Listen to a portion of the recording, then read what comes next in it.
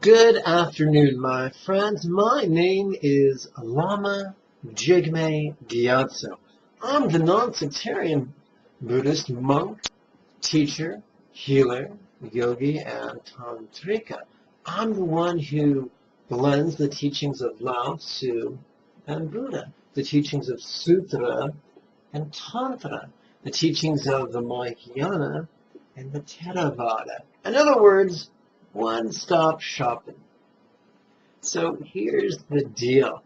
When we read different translations of Mahayana texts or Theravadan texts from either the Sanskrit or the Pali, there are two words that we can often be exposed to: craving and clinging. Many years ago, I used to think those two words were synonyms, but that was incorrect. Craving refers to our physiological response to phenomena. Clinging refers to our cognitive response to a phenomena. The 14th Dalai Lama's late teacher, Dilgo Khyentse, often described the 5 aggregates as being form, feeling, appraisal, impulse, or consciousness.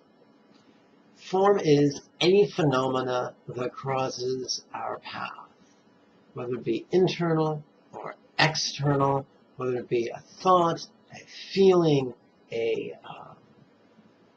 something going on, an emotion, anything that our 5 senses can tell us. That would be form. A feeling would be quite simply whether that thing is painful or pleasurable or neither. That's it. Appraisal is simply an awareness of whether that pain is strong, medium, or light, or whether that pleasure is strong, medium, or light. Then things get interesting. We have a physical reaction to something, whether it's a pleasurable reaction or a painful reaction. That's craving. Whether we want to pull more of that pleasure towards us or push all of that pain away, that's craving. It's neither good nor bad. It simply is. What then is clinging? Well, the 4th thing is called impulse, sometimes translated as mental formations, and that is our self-talk. Well, of course I like this, and this is why. Well, of course I hate this, and this is why. Whenever we get into why, we start telling ourselves stories. That's clinging. And pretty soon, our consciousness has been completely taken away from either the task at hand or the concentration of the moment, and we're lost in trying to solve the problem presented to us by the craving and the clinging. Some people would say, well, what you gotta do is stop caring about how you feel. Well, that's simple. Just give yourself a lobotomy. But Buddha didn't actually recommend a lobotomy. That's why you see very few Buddha statues with them holding a hacksaw and an ice cream scooper. So, there is no requirement for an intellectual or emotional lobotomy. You see, the key to Buddha's path is neither the suppression of our cravings and our clinging, nor the indulgence of our craving and our clinging, but rather the utilization of our craving and our clinging.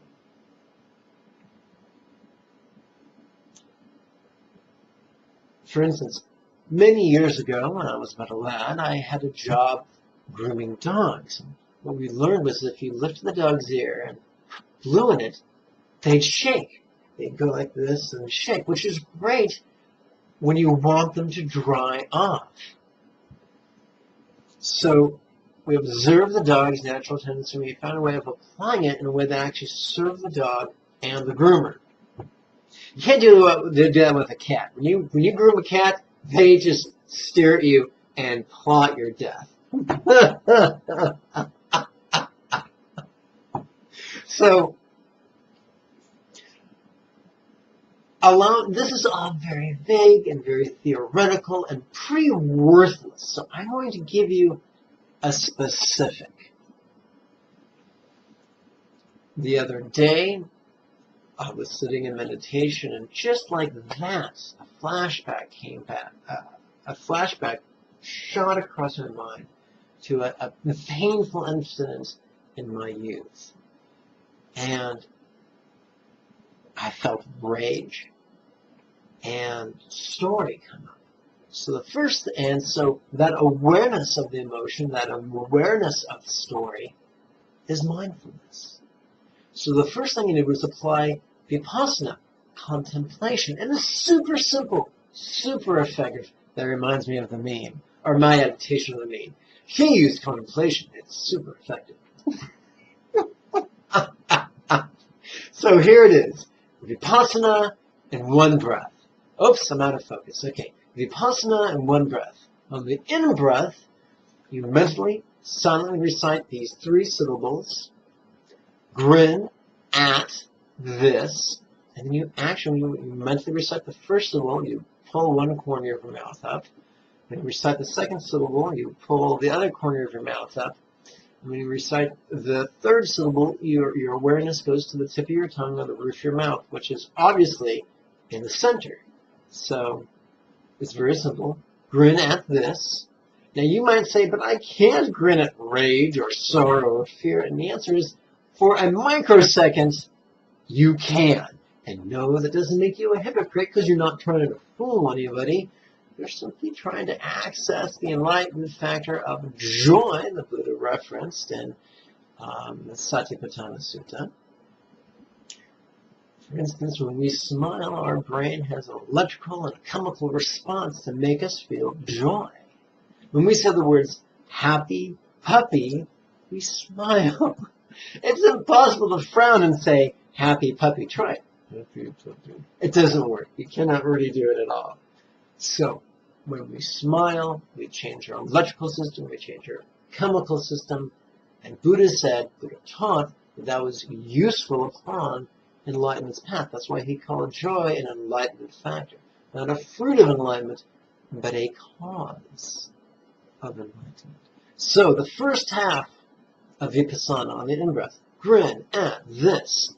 On the out-breath, what do you mentally recite? Relaxing. Relaxing. Folks, whether you know it or not, whether you feel it or not, on every in-breath we tighten up, and on every out-breath we loosen down. So, since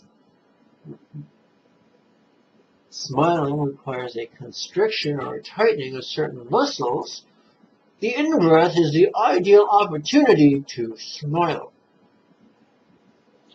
The out-breath is the ideal opportunity to relax. So by relaxing on the out-breath, we're doing nothing more than using our factory-installed instructions so that we are already born with, already have the propensity to relax. Consider a sigh of despondency. You know, you see a kid playing with something, they're frustrated, and they're like, they do one of these. Like one of those toys, you know, that stand up straight and you push the button on the platform and they fall over. That thing. God. That's a dramatic representation of what happens, or it can happen on every out-breath. Some people do that 3 times, some people do that 2 times. Heck, you can even do it 1 time. Does it make the memory go away? No. Does it rewrite your past? Not at all. But it breaks the momentum of the self-talk and the emotions that you've got going on, the physiological responses. It interrupts the pattern.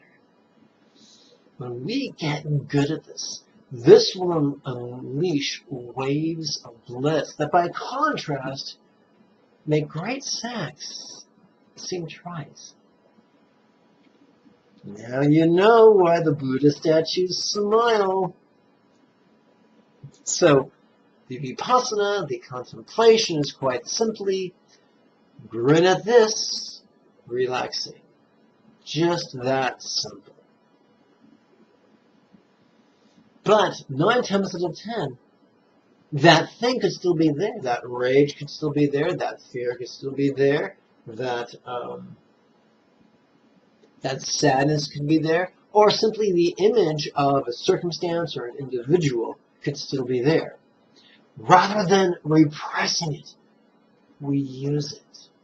So let's take the example of an incident coming up that makes you feel rage. In that moment you feel rage, and no one enjoys rage. We consider rage to be pain, and so we want to shove that away.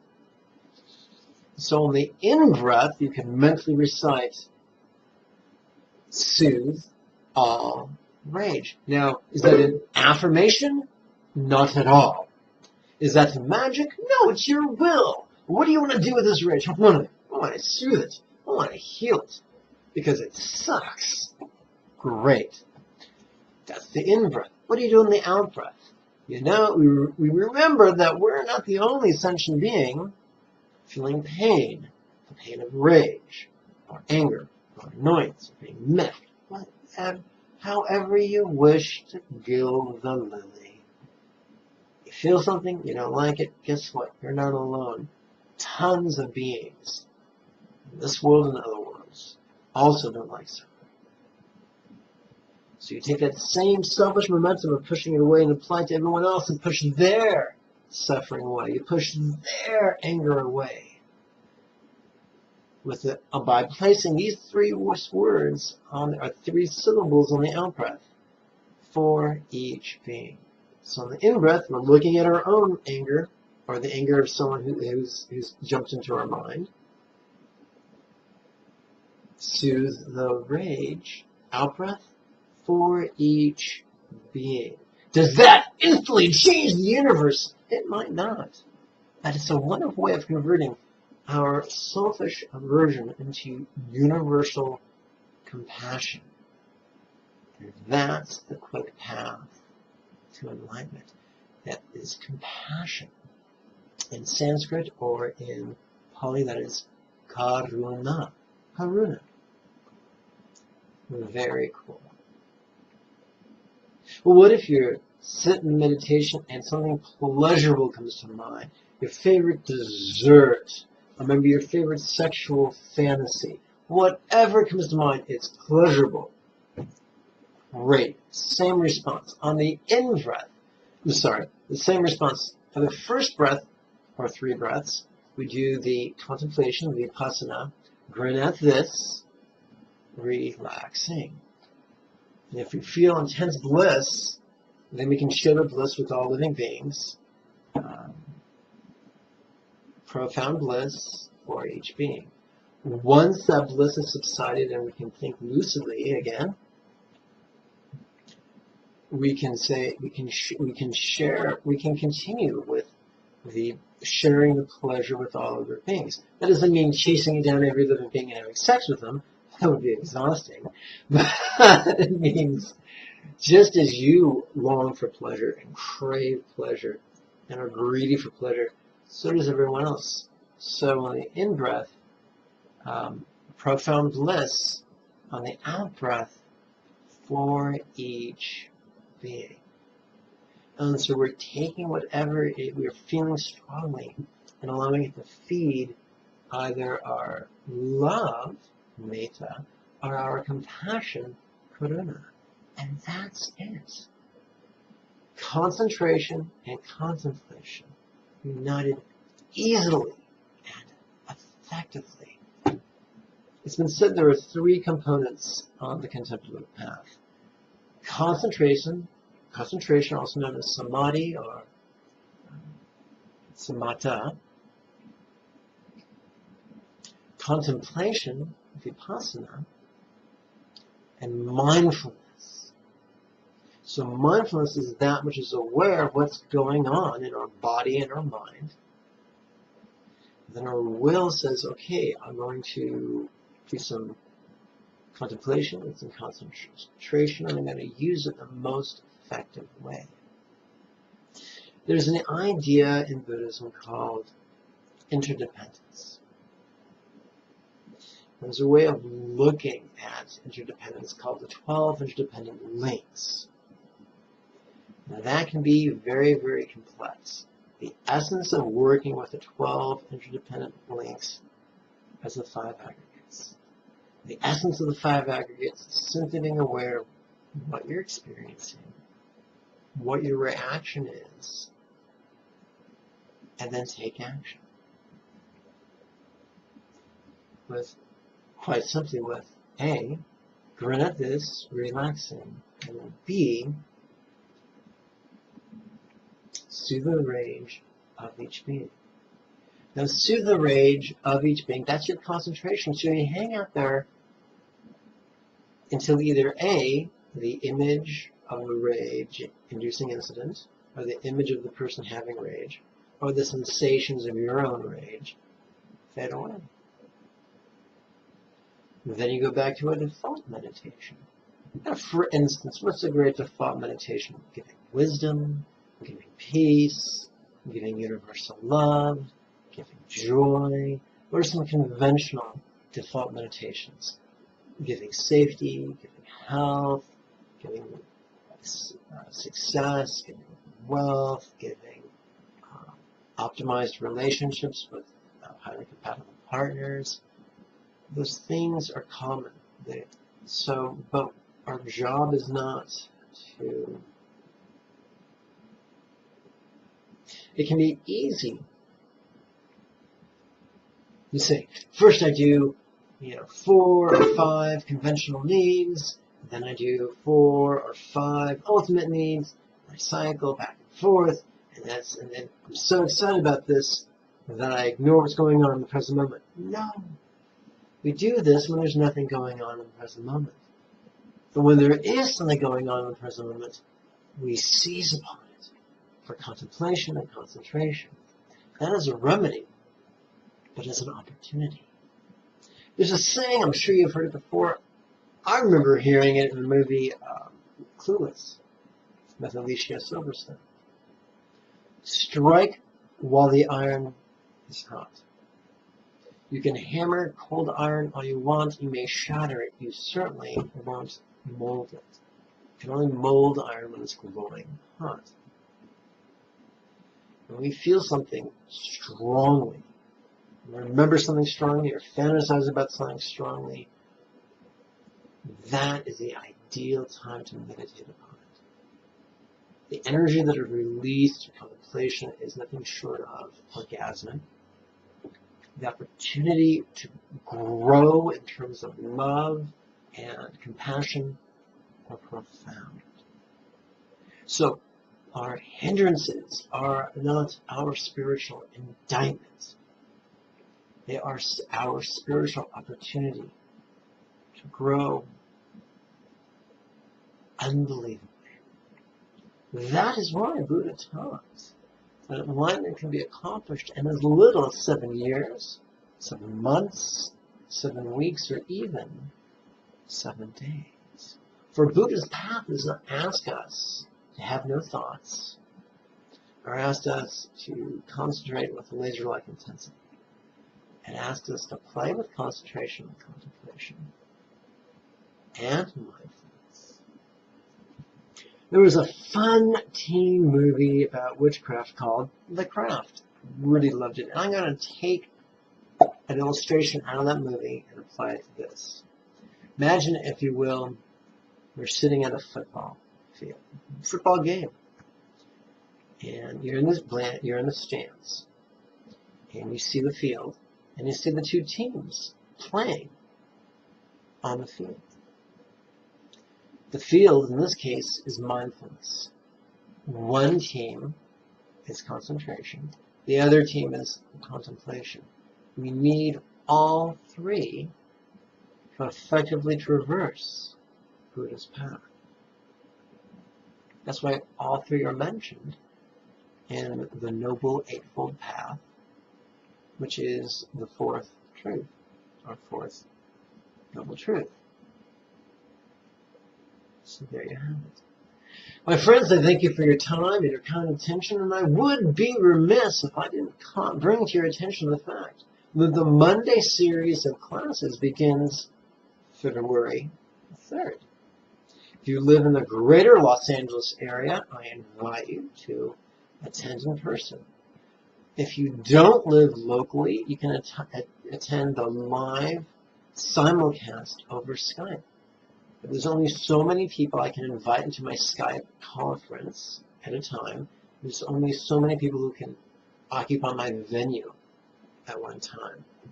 So use the link below, the www.lamajigme.com link to register. If you have any questions or comments or just want to give me a cyber hug, then do so using the comment space below or on Facebook using one of the links below. May you and yours be healthy and happy. Bye-bye.